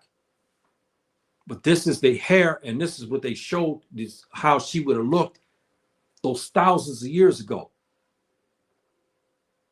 All of this, brothers and sisters, should be fascinating to you. Now you should start to understand and get a better picture of who you are. Our sisters here, our Black folk, are still in Ta-Mary or Kemt today. These little girls here, beautiful little girls here, are descendants from ancient, and look at them. They still carry the braids. I said this 1,000 times. You African Americans in particular, and you Jamaicans, you think you're doing something with braiding. You think you got it made. You think you did it first. They were doing it 5,000 years ago. They still do the same thing. You could tell by the braids and the murals of Ta-Seti and Ta-Mary. You see this. Because now the Black people have mixed with a lot of the Greek and Roman invaders. So they became a little lighter skinned, and they begin to develop more hair into a prototype. That's why the Fulani looks different than most people. Their hair is not as kinky, and they're especially our sisters. Our sisters have distinct features. They have very long hair. I told you about my mother. I did a program on my family, and so forth and so on. I showed a picture of my mother and my father. My father, his ancestry was the Igbo and Yoruba, and from Sudan, Omo people from Sudan. My dad. See, my dad was very, very, my sister, she's still here. My sister would tell you, my dad was very, very black. Very, very black. Okay, much darker than me and my grandmother and then her siblings. But this, again, brothers and sisters, to go to show you how things were. We also had the prototype, and I said this again about when the Romans, so forth, when they start going to the interior of Mary, they start seeing these exotic black women. I can imagine what they felt. These are totally women different than the women they knew in Europe. They start seeing these central black African women like this. They had hairstyles to your left. This is what they found that was dug up. And they recreated, and they start to look like this. This should fascinate you, brothers and sisters. It should really fascinate you. Hairstyles, the way we wear our beards. This stuff was going on 5,000 years ago. Into the modern times, we still carry these styles. Here we go again. To your left is what they uncovered. Look at the brothers here. This is what they covered. Look at the hairstyle. We still carry those hairstyles today. All of this should intrigue you, brothers and sisters. All of this to get you going and for you to understand and whatnot. And also here, you show this picture already. And this sister here, she's also doing a lot of talk. I wrote to her one day, and I teased her, say, hey, sis, I call her Fulani because I think she is Fulani. I don't know if she ever did her thing, but she addressed the issue about African Americans being deported. But to me, she's a Fulani sister. There's no doubt in my mind. I bet she did her DNA. I know she's Fulani, either from Guinea or something like that. Maybe from Mali, but I'm not sure. Maybe even from northern Nigeria. But I think mostly from Guinea. I don't know. But anyway, I took a guess and I wrote something to her and tell her what I thought that she would be from. So now, brothers and sisters, you have this. I'm hoping today I got your interest. And again, brothers and sisters, our brothers here in ancient and in Egypt today into the South, they're black folk. They still black. They were black then. They're still black today. As you heard me say before, you can't get two Romans to produce and drop black folk all over in Egypt and so forth and so on. Impossible genetically. They can't unless they have African heritage. Even if they have African heritage, it's not guaranteed they will. But we can drop lighter skinned children. We have that in our DNA makeup. They cannot. We can. See, so all of this, all these things should get you to understand your people on the continent, how deep this history is, brothers and sisters, how deep it is. It's very, very deep. And now you understand why they're trying to shut me up, why they go and break into my suppository. Then they go to Uncle Tom Negroes and give them my information so they can come on my show and start to put things that they don't even know about. They just copy from what I have in my suppository here in Morocco and broke through that and took documents out and books that are out of print. And they use that. So now you understand, now you have this picture, brothers and sisters. And again, this to me here, when I think about this, how fascinating this is. A female scientist who uncovered this mummy and they recreated it. And this is how she looked about 5,000 years ago. It's fascinating, brothers and sisters. It's absolutely fascinating.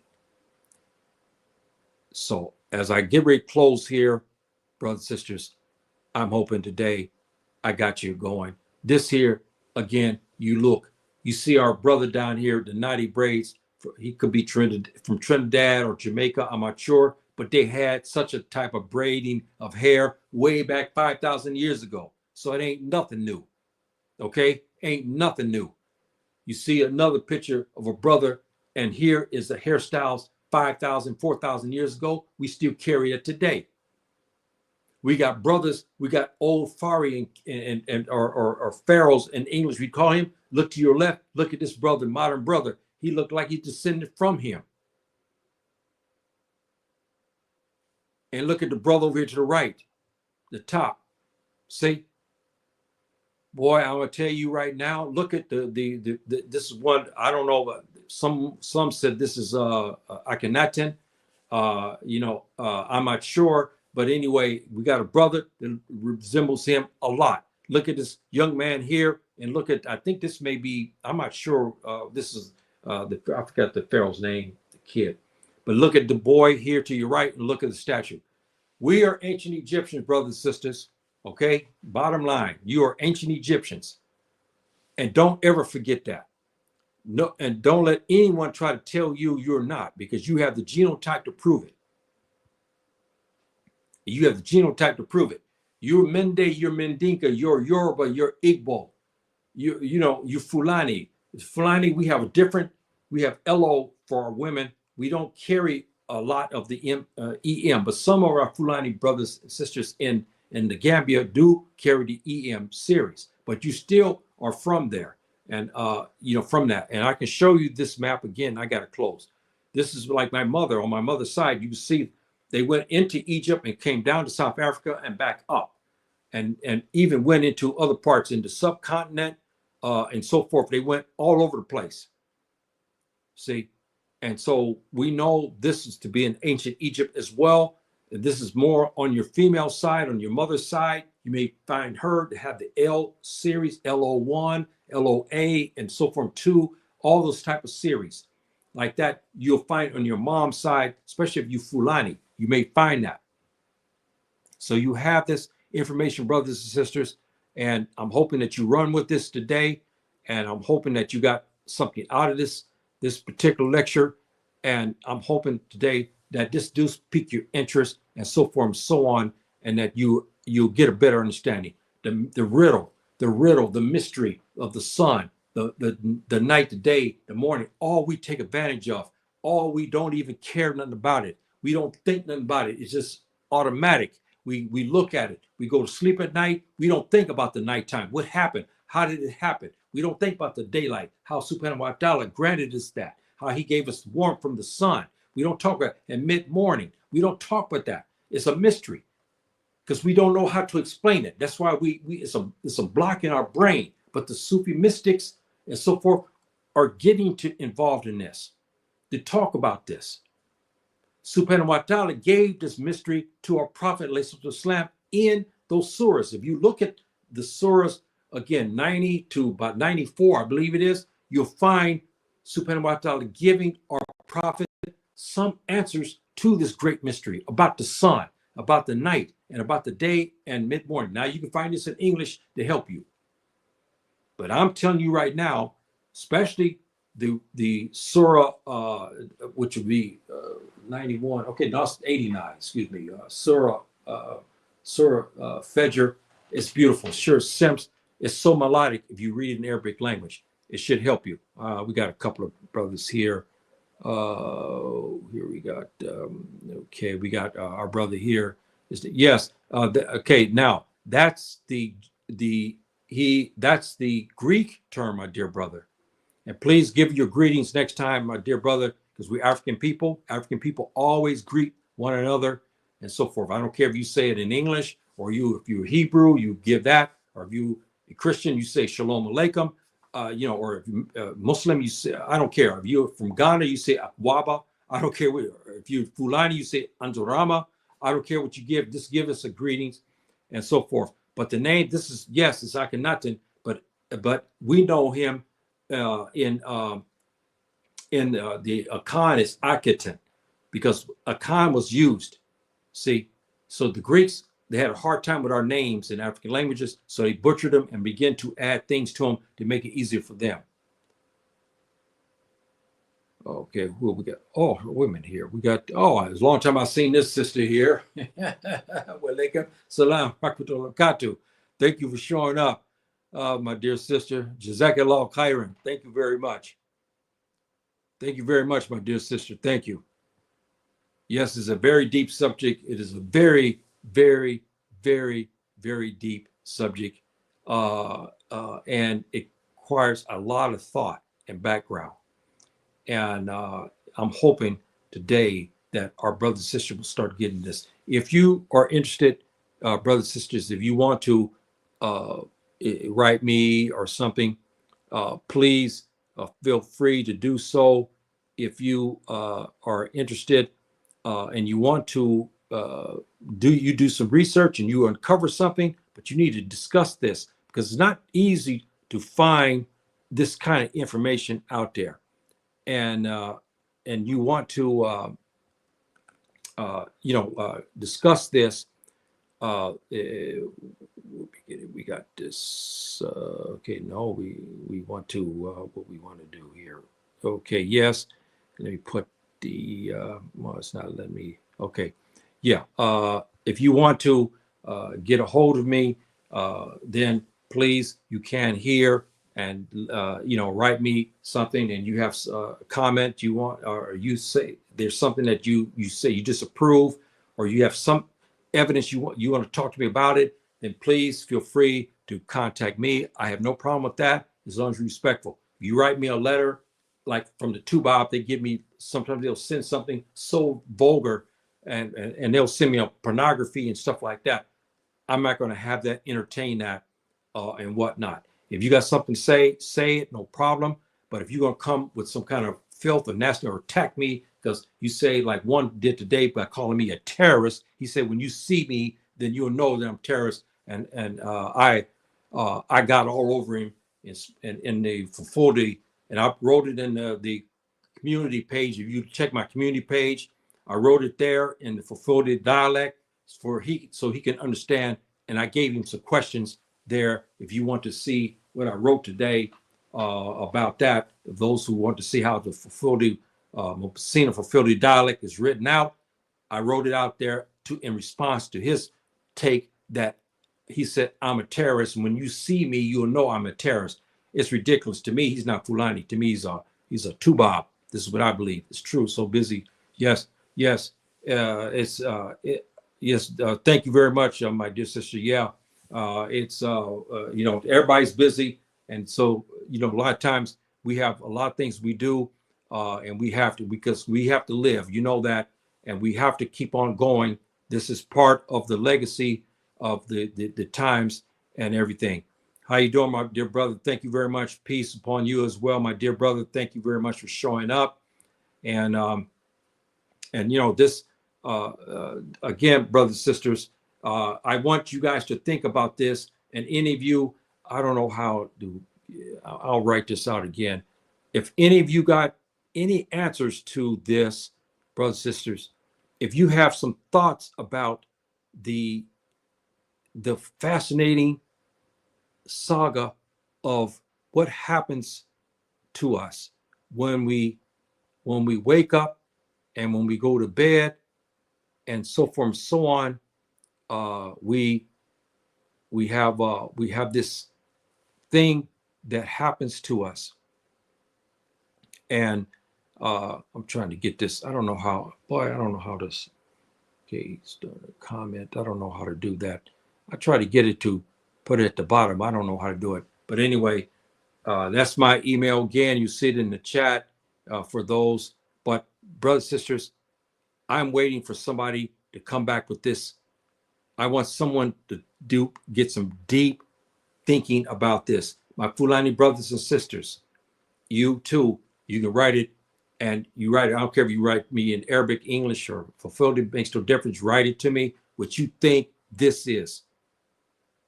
You take advantage of it. You don't think nothing about it. The sun comes up in the morning. You don't think about it. You how about the daylight, the mid-morning, the night? You don't think about it as a mystery, but it is. And it's part of something, a growing pattern of faith. Subhanahu wa ta'ala made this for us. That's why it's a mystery. And it's created. And the prophets of old talked about it. Our ancestors wrote a book to delineate this, called The Forthcoming by Day and Night. You heard me say this for the last couple of weeks. It's like their quote unquote, their Bible of that time. And he called it Forthcoming by Day and Night. Forthcoming. Forthcoming is Fajr, which is daylight. The nighttime here. We have those things. You guys think about this. Thank you very much, my dear brother. Yes, you should. Yes, you should. And you guys think about that. And you ask questions about this, the power of Subhanahu wa ta'ala. You see the sun, you see the daylight, you see the night, you see the mid-morning. You wake up, you don't think nothing about it. But here it is. I want you to put on your thinking cap and think about that. The mystery behind it. Why did Subhanahu wa ta'ala give it to the prophet of old in ancient Kip? He gave it to his last remaining prophet as well. In those 4 surahs I told you about, which is 89, my Quran is over there. It's 89, 90, 91, 92, and 93, I think it is. Yeah.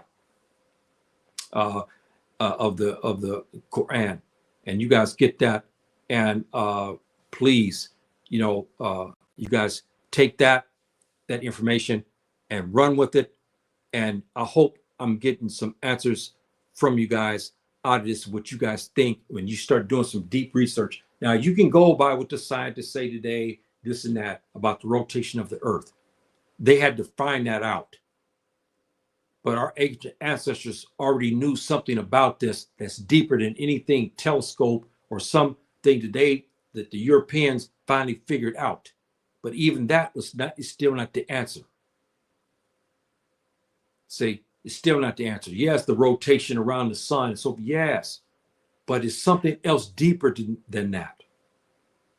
It's something very deep, because most of the Europeans that we know today don't believe. They say they believe, they're Christians, but they don't believe in a supreme being. They said that, but then it's confusing because they use the Trinity. See, and this is where we differ and why we get on the Christians for this. So this is, again, something, brothers and sisters, that should assist you and help you and to gain your knowledge. Okay, and get your knowledge down to help you to decipher. Okay, you know what I mean? And to get this down and help you in your knowledge, and also to learn about your African ancestors and why they have the names they have.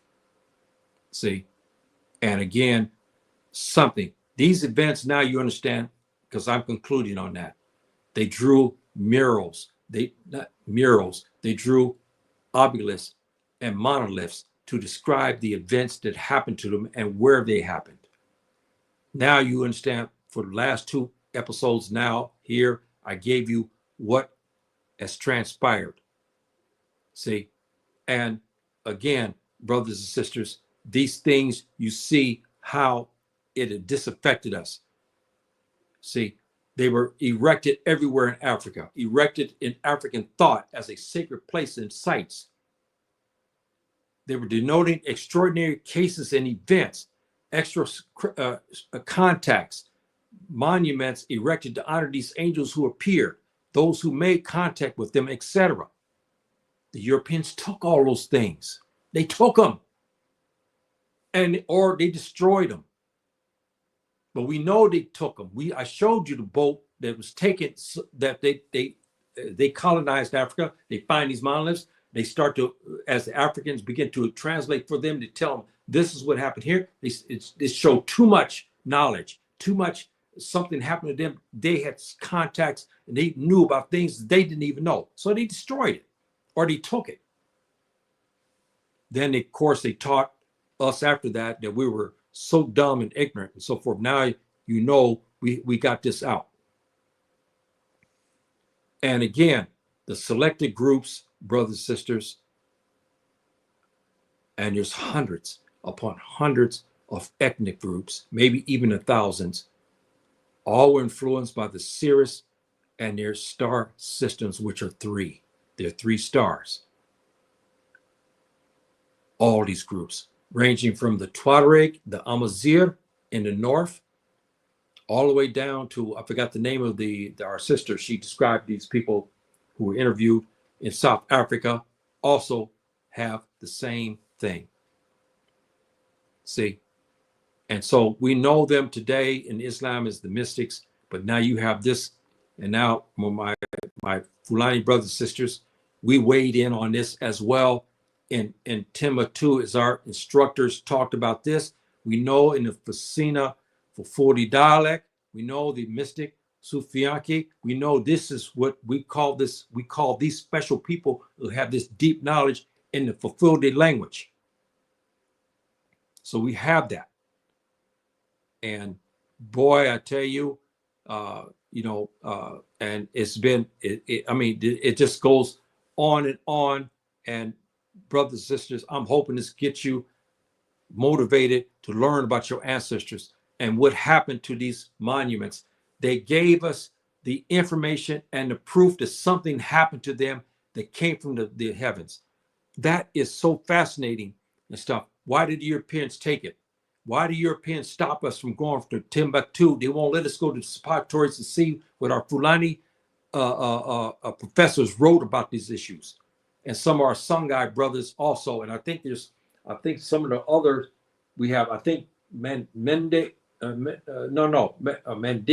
believe, Mandinka professors as well wrote, and they had extraordinary knowledge about many of these mysteries. Why they won't let those documents. Now, one person got one document out, he photocopied it or whatever, and he translated it, and now we have it.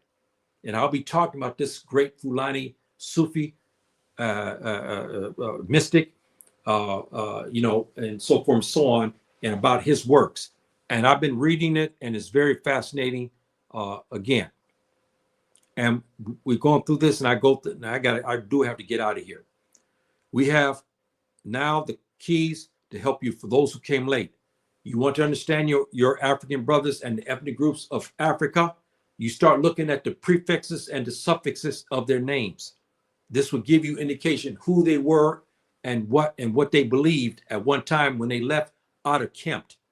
If you see the Ba, you know they left out of Kempt, and they were people of, and they'll call their region or whatever, and you'll understand now when you see the name Ba in front.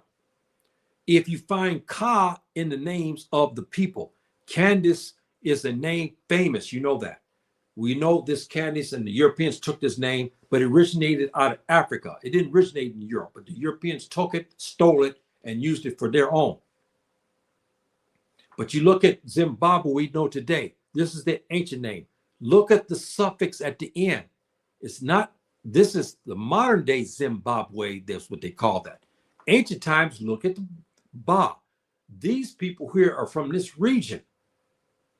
Ba could also mean the people, and also that they might have still had some remnants of Ka and Ba of ancient Egypt. My name, Sha Ba Ka. Sha means ancient Nubia, what they call Kasha. We know Ba is the people of what? Of ancient Nubia, which they call Sha. Ka is what my ancestors believed in Ka. Ka is Tawheed, meaning what's the soul, the purification of soul that goes into the heavens and is governed by who? By Ra, the sun, but behind the sun, who is Amen Ra, meaning the power behind it. Even Subhanahu wa ta'ala told our prophet the same thing in Surah Shams in Hayah 5, where he said the source behind the sun. He said the source behind the sun. This is the religion also, Ka, we talk about the source behind it. Now you have that. Our prophet, ﷺ, didn't call the East Africa region by what these other names. He called it the ancient name, because the ancient name was mysteries. He called it Habasha. Brothers and sisters, I will have to leave you with that so that you'll have this. It's been long today. I gave you a lot of evidence and a lot of talk about this situation. It's a very deep subject. I hope that you got something out of this. And I hope that you pray to Subhanahu wa ta'ala and ask you to be great knowledge to help you in your journey. Especially you Black folks. You Africans on the continent, the Africans outside the continent, diaspora, that's what they call it. I don't like to use that word. But Africans, wherever you may be, you should start to understand your cousins and brothers here on this continent and why they have the names Tuareg. Why they have these names like that. Now you have some indication. Tuareg. Tuareg. Ta comes from what? Ancient Egypt. Ta Mary. Ta Seti. Ta Neger. Tuareg. Starts with T-A. So I'll leave you with that, my brothers and sisters, until the next time. Anjurama, to my Fofobe community, Salam Alaikum, Rahmatullahi Barakatuh.